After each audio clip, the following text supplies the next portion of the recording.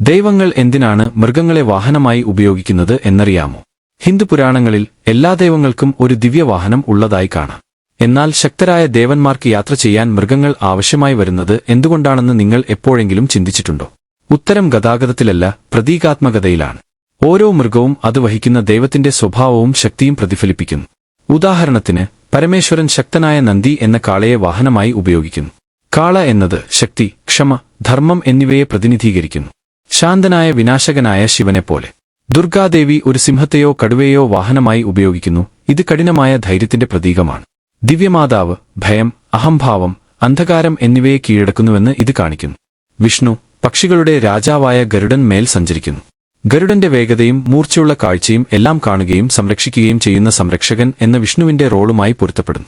പിന്നെ ഒരു ചെറിയ എലിയെ വാഹനമായി ഉപയോഗിക്കുന്ന ഗണേശൻ ഉണ്ട്. എലി അസ്വസ്ഥമായ മനസ്സിനെയും ഈഗോയെയും പ്രതിനിധീകരിക്കുന്നു.